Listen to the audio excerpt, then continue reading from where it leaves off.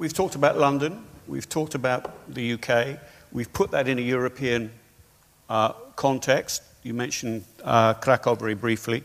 I think it's time that we broadened our canvas a bit more.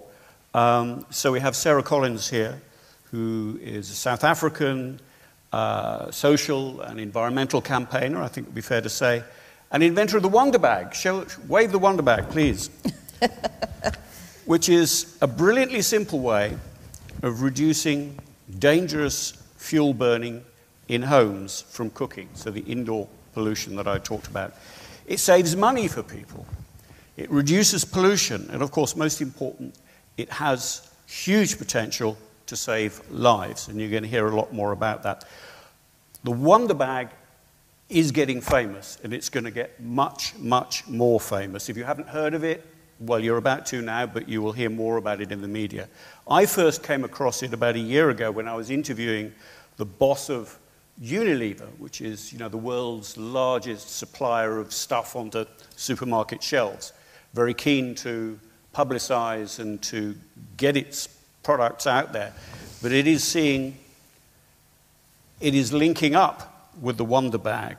Paul Polman, the CEO of Unilever, is a huge fan.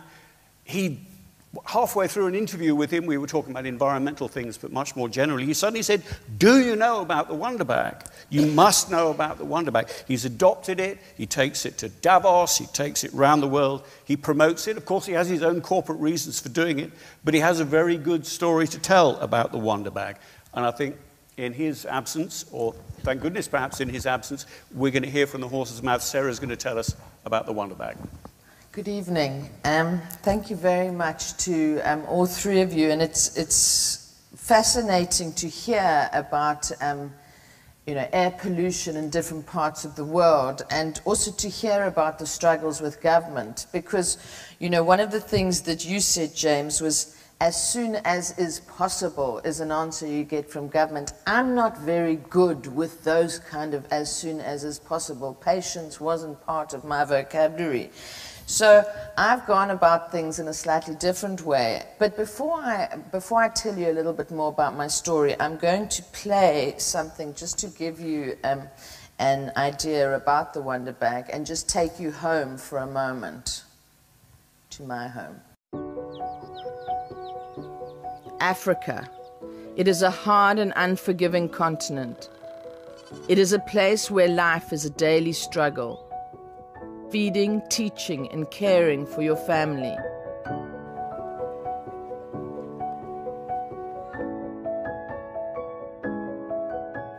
The women of Africa are strong, resilient, and proud, just like you and I. So when you go through your day, give a thought to what your sister in Africa goes through in hers.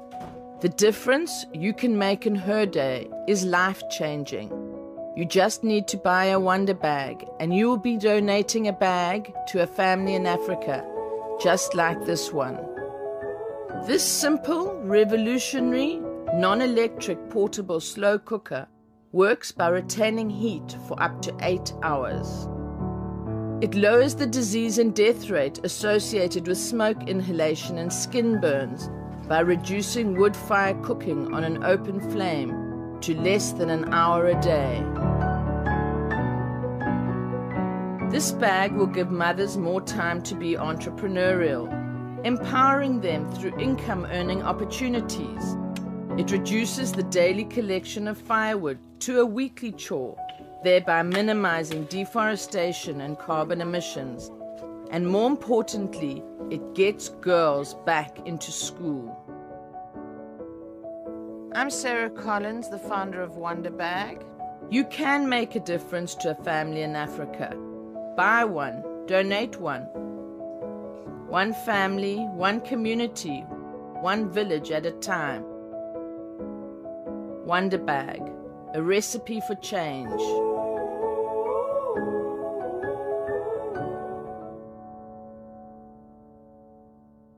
I'm going to talk about home, and I'm going to talk about the realities in Africa and Asia.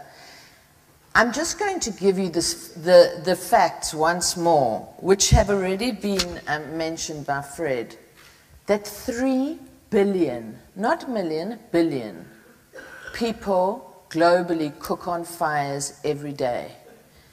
More than 4 million people die of indoor air pollution-related diseases, lung-related diseases.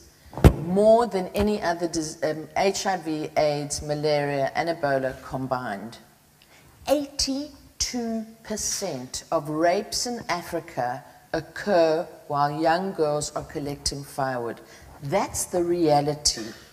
And that's why I, as an entrepreneur who grew up in South Africa and who has spent a lot of my time looking for solutions to problems that have plagued Africa, and particularly women. And one of the things that has stood out for me growing up on a farm in Africa is whenever we went to eat with our friends in their mukukwans, which is their huts, it was always smoky, their eyes were weeping. Mtutu is a very, very, I think, it's a word that means so much. Mtutu means ash, it means fire. That's what we're talking about. It's the reality of the grandmothers and the children that are over those fires every single day. Are we going to wait for governments to tell us as soon as is possible? We can't. We need to find solutions, and we need to find them really, really quickly, because it's the economic empowerment of women that's going to change the reality that we face in the developing world. Which brings me to the conversation of clean cooking. How do we get the people of Africa and Asia off fires? People have been aware of these statistics for many years. I think you'll agree with me on the panel that 15, 20 years ago, the Clean Cook Stove Alliance was formed to address these issues. Sadly, the developing world is littered with failed cook stove solutions, attempted solutions. And I don't mean that in a derogatory way. People are trying to find solutions, but the reality is that we cannot force behavior change with foreign interventions. And this is what, as an African growing up, I realized that I'd looked at cook stoves, I'd looked at how do we reduce the reliance on charcoal, a huge, huge black market industry that is deforesting Africa at the most terrifying rates. And what I did is a very, very simple old cooking technology. I think most of you will remember the hay box. It was called a hay box in the Second World War. It is a simple heat retention bag. And all it really is a jacket for a pot. You bring your food to the boil, you put your pot inside, and it continues to cook for 8 to 12 hours. Why is it working? Why is it not like all the other cook stoves that haven't worked and that are lying littered around the countryside? It works because it's intuitive, it is instinctive, and it's simple. It's a simple 21st century solution. So it's an age-old technology brought into the 21st century, and it's working. We have over 700,000 Wonderbags in use in Africa, the Middle East, in refugee camps, and other parts of the world. But you may say to me, well, that's fantastic, Sarah, that's 700,000 bags. We have 3 billion bags to do. How are we going to get there? You're just an entrepreneur from Africa. And, this needs, what's the stumbling block? And that's where what I have realized is that we can't wait for governments, we can't wait for the United Nations, we can't wait for humanitarian NGOs. We have to encourage big business. The solutions are found in big business. Big business is the solution for development. So that's easier said than done too, Unilever, for example, has the most ambitious Unilever Sustainable Living Plans, which is 1 billion better lives, double their income, maintain their carbon footprint by 2020, green there are loads and loads of examples in all different corporates of searching for solutions that give them the triple bottom line, which is being measured in environmental, social, and economic.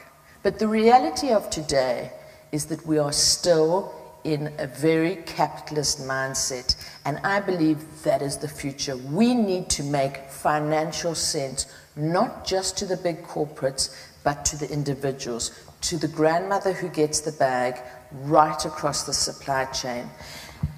And it's all very well me standing here talking about it. That's also not good enough.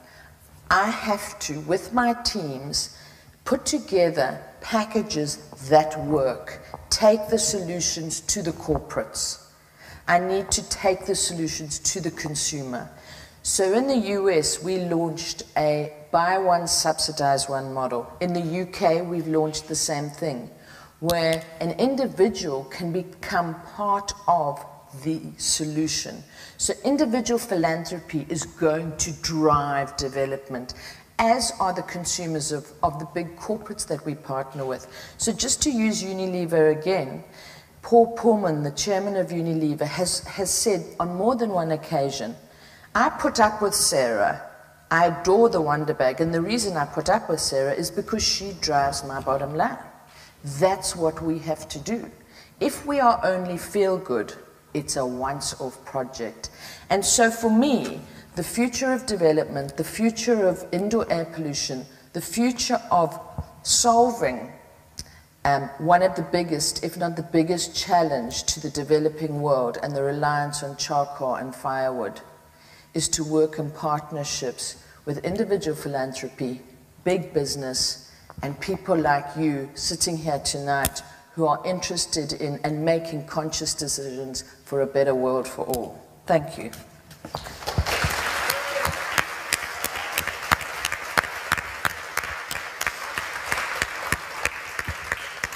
Sarah, where do I buy one? Thank you for asking that question. You can buy it online on our website, which is www.nbnellybravo-wonderbag.com. But if you Google Say that again.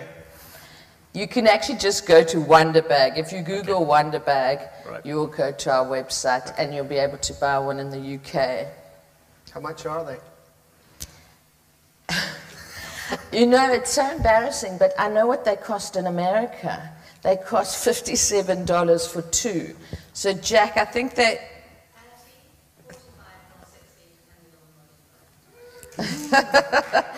So we have different designs and different models that you will see online. Can you buy them in retailers anywhere in the UK? Is that? We have very small bricks and mortar, a few kitchen shops. We haven't gone into large retail in the first world or whatever in the Western world yet, because what we are looking for, I believe, is that online we need to educate people in the first world, because they say, I get it for the developing world, but how am I going to benefit? Well, this is a non-electric slow cooker. People don't want to leave a slow cooker plugged in. People also want to prepare healthy meals for their families, but they don't have the time. So you put it all in the morning and come home in the evening.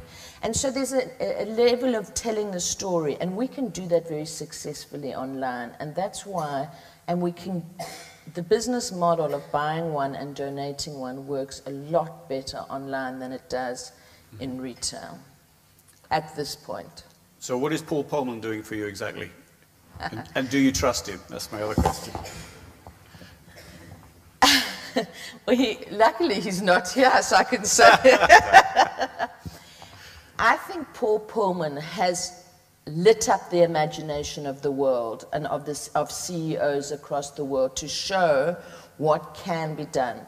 Paul is also not afraid to admit to the challenges that his his goals that he's put, what the challenges are and where he needs help. And I think the biggest thing that Paul has done is he recognizes that a company like Unilever, which is so huge, needs to partner with entrepreneurs like myself to get the traction that they need in the place that they need, in the time span that they need. So Paul does I do trust him. We've had some wonderful success in Africa with Unilever. We launched in the United States with Unilever. And we are making a big announcement at Davos with Unilever. So a journalist, we'd love you to cover it, including other corporates that we're bringing on board, where we also have commercial solutions for them in different sectors. So I think that trust is a big word, but he has to trust me, I have to trust him, that we all deliver on what we say we're going to do. But what does he actually do for you? Does he sell this? Does he just give you publicity, or what exactly does he give you? He gives us distribution, access to markets, and we give him the hook. So for example, I'm going to use a real example. In South Africa, we bundled the Wonderbag with Unilever products. We sold it for X amount of dollars or pounds, and in store, so a consumer came and bought it. We increased their rate of sale and their ROI by over 200%. So we got massive distribution, we got endorsement, people know who Unilever are, they then trusted the Wonderbag, so they got brand loyalty, and we got the Wonderbag out to the consumers. So they give us a number of things. They give us a platform on which to play and bring other corporates. They introduced you to the Wonderbag, and they are... And they play in the space, and they care about the consumer, who is our consumer, which is their billion better lives. But obviously, we're working hard to make sure that the partnership works for both them and the consumer and us. You need to be as savvy as him. Thank you.